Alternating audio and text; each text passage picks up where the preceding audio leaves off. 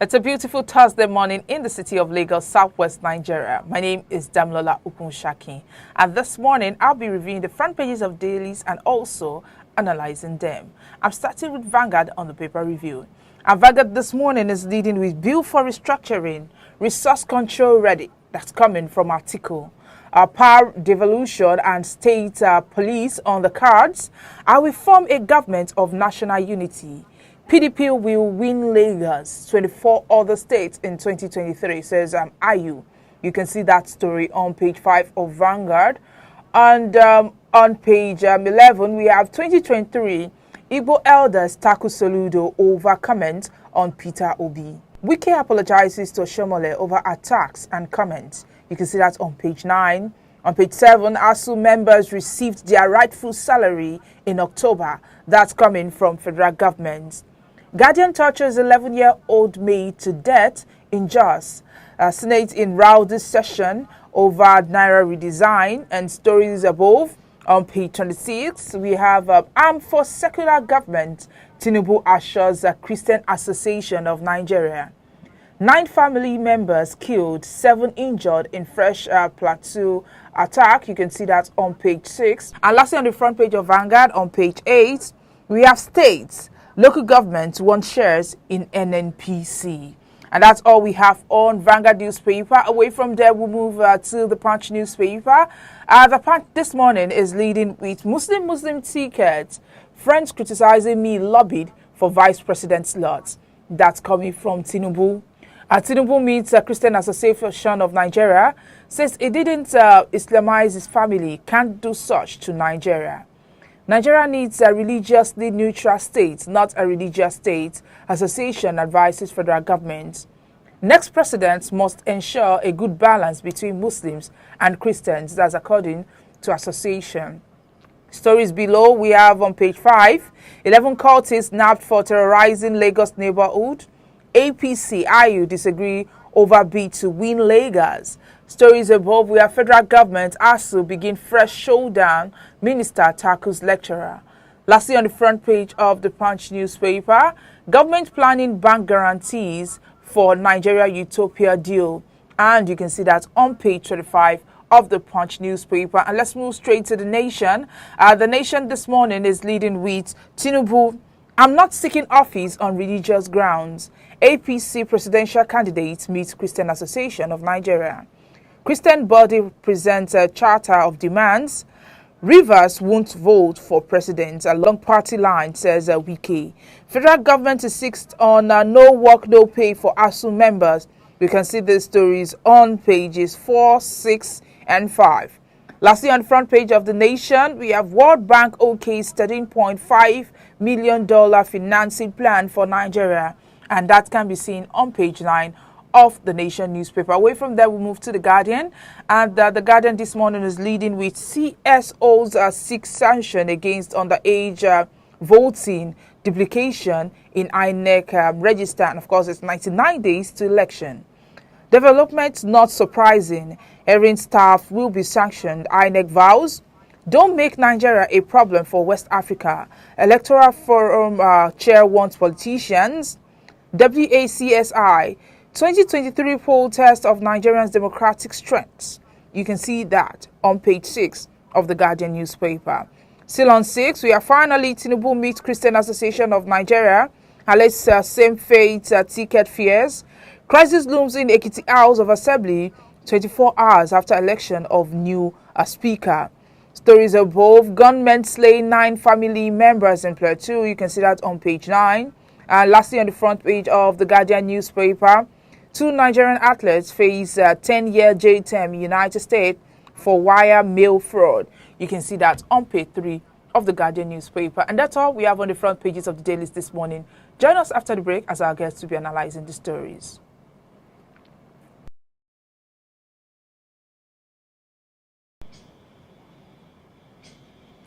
All right, welcome back. If you're just joining us, this is Today in the News on Vanguard Live. I'm Damilola Ogunshaki.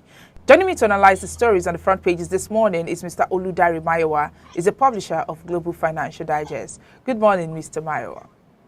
Good morning. Glad to be here today.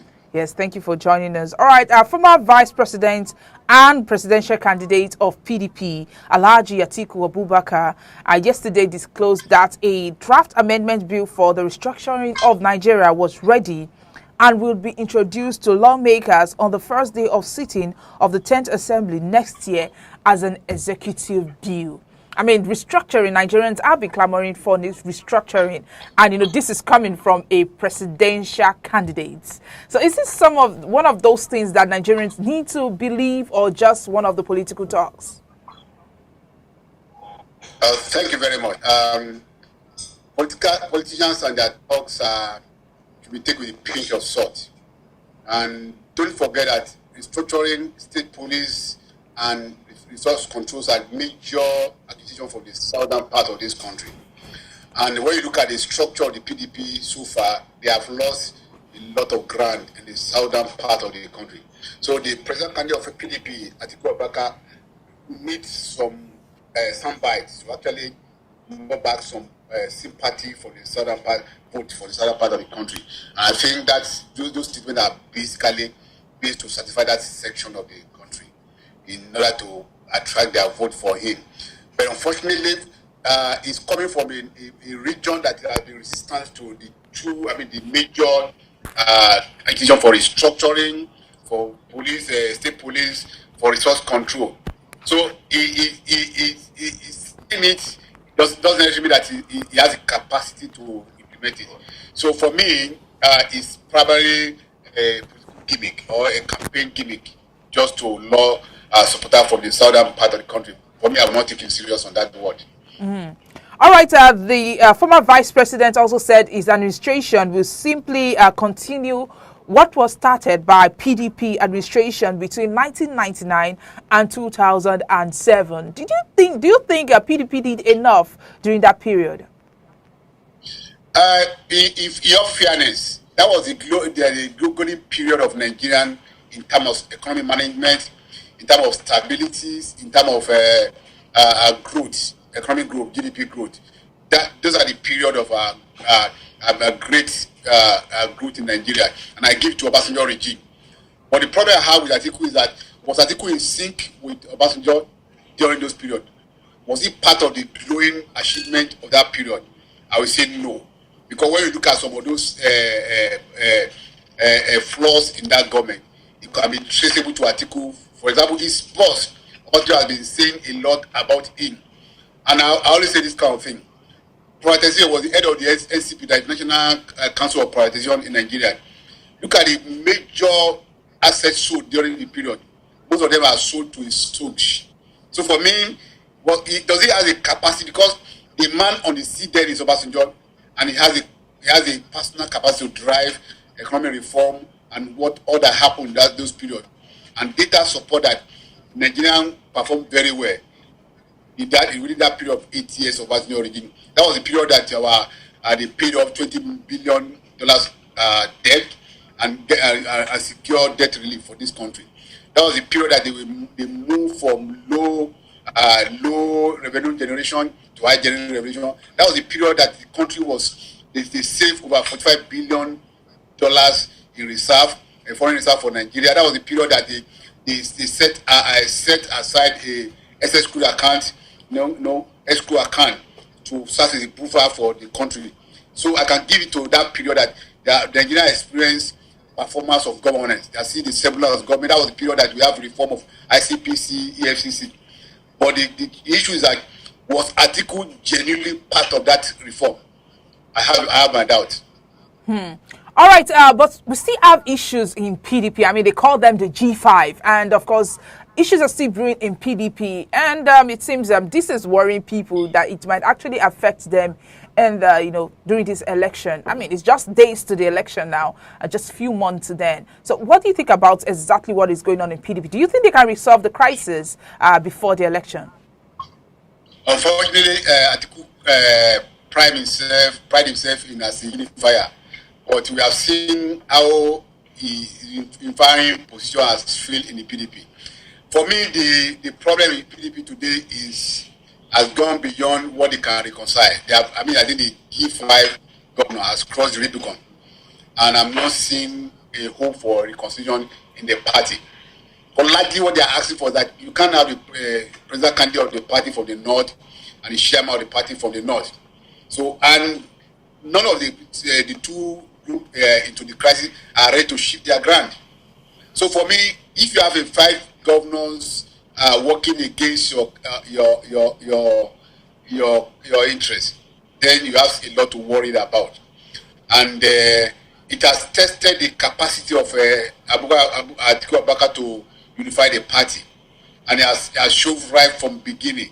And I don't see how they can be able to achieve constitution before the election in February 2023.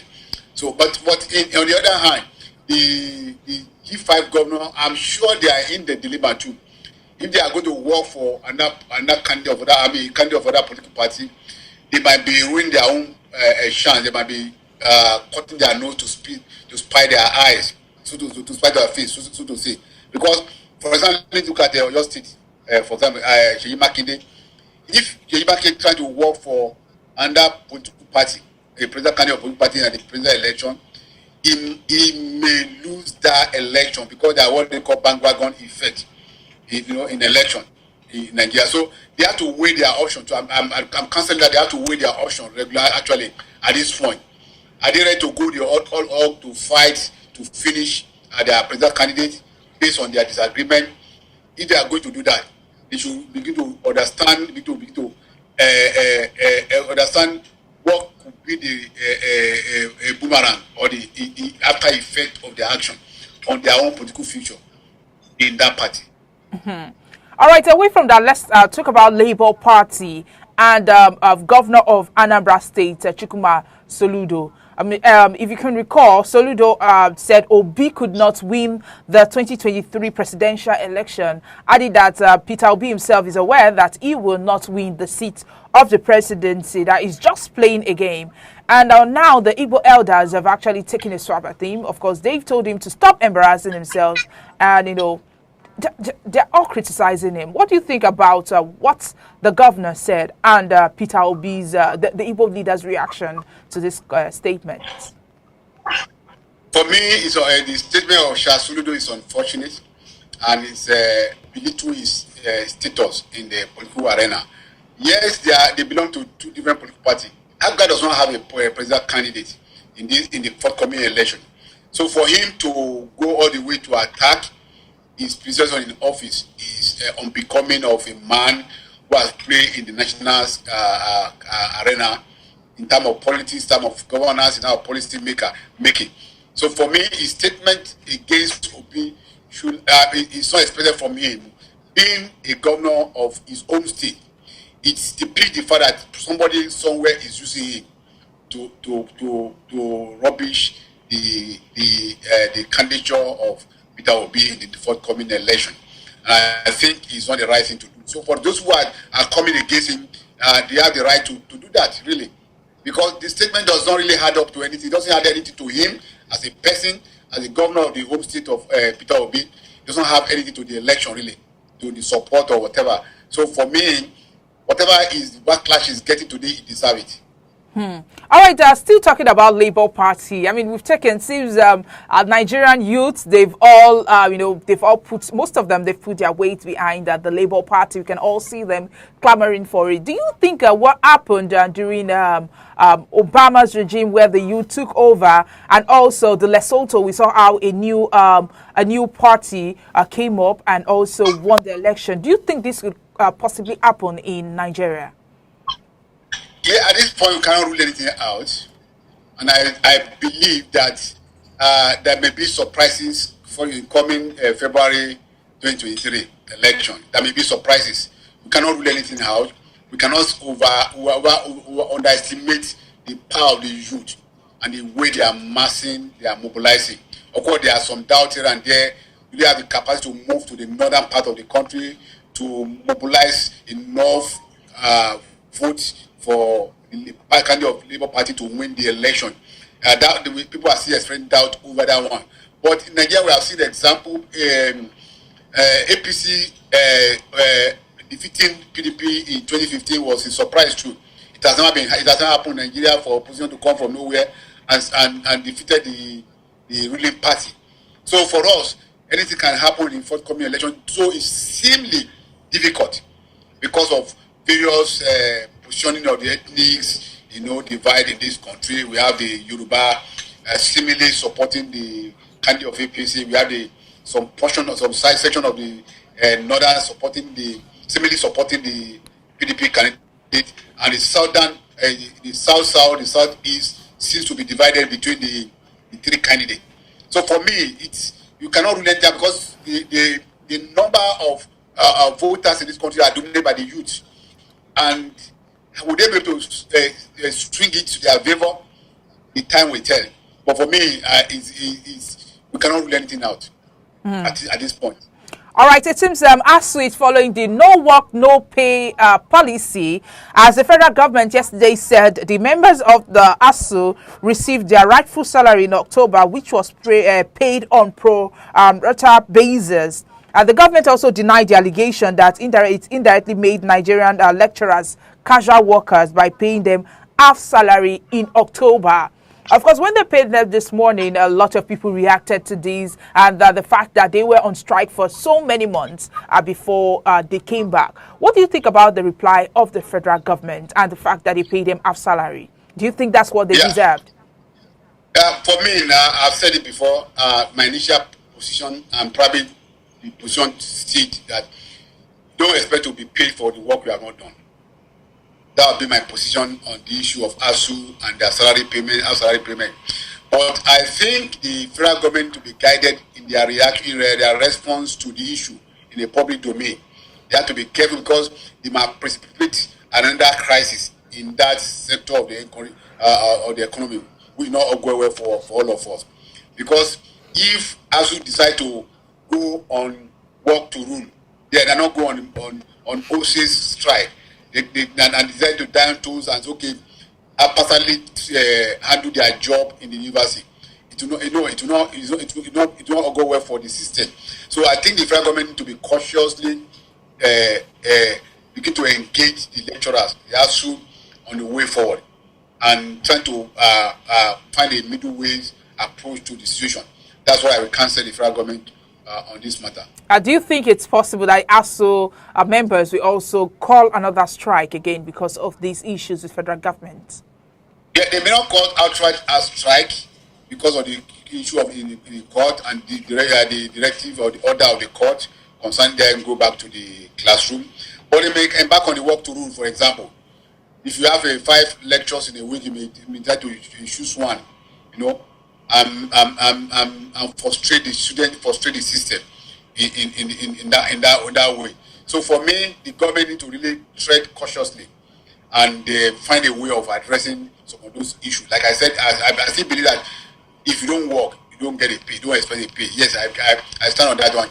But again, when you look at the larger interest of the society, the students, the economy, and everything, the government need to do more, need to find a way of resolving the issue in a way. So find a middle course way to solve the issue so that it may be a win-win for the both parties. All right, lastly, let's look at this one. This is quite sad. And a microbiologist with one of the research institutes in Jos South local government area of Plateau State killed our 11-year-old maid. And of course, it was said that the deceased fled our community because of insecurity, and of course, they took her, to serve a family home in Jos, where she was eventually killed. And so before that, she was turned to a punching bag, according to what we heard. What do you think about this? I mean, this is becoming frequent, where people are beating their maid or their stepchild to death. What do you think is exactly the cause of this? It's just unfortunate, and the brutality against young ones by either parents or their master or whatever they call it, and it brought to fore the issue of mental health in this country, which we are not taking seriously. I'm not sure anybody in the right sense will want to kill anybody. I don't think anybody in the right sense will want to brutalize a young one. So I think that the government to begin to take seriously the issue of mental health in this country and try to begin to create a policy way whereby people can be examined and be treated is also to reduce the impact of mental health in our society. And you can trace those issue of frustrations to the economic situation of this country. People are suffering, inflation is very high, and people are under pressure from every side. So this can exert on the mental health of individuals and people. So we need to begin to take our mental health seriously. But for me, I'm not sure that's anybody in the right frame of mind could actually embark on such situation, no matter how wicked that person is. Really. So it's a signal for us to look at that area of our health system. All right, thank you, Mr. Mayowa. But let's end this on the lighter note with Mr. and Mrs. And of course, there's just a car showing in front of course, showing here. And of course, you can see just married on the car. And there's someone there that says, this is the 3rd month of our marriage. The just married sign is still hanging at the back of our car.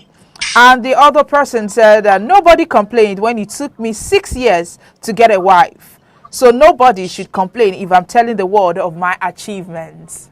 That's a beautiful reply, isn't it? It is. It's always a guy to look at, they look forward to for Mr. and Mrs. Yeah. Very comical for everything. The tension in Nigeria, the frustration in Nigeria. It's wonderful. Yes. Thank you, Mr. Mayo Waludari, for joining us this morning. Thank you, and have a good day. Yes, and you too. And as a publisher, Global Financial Digest, it just reviewed and analyzed some of the stories on the front pages with us this morning.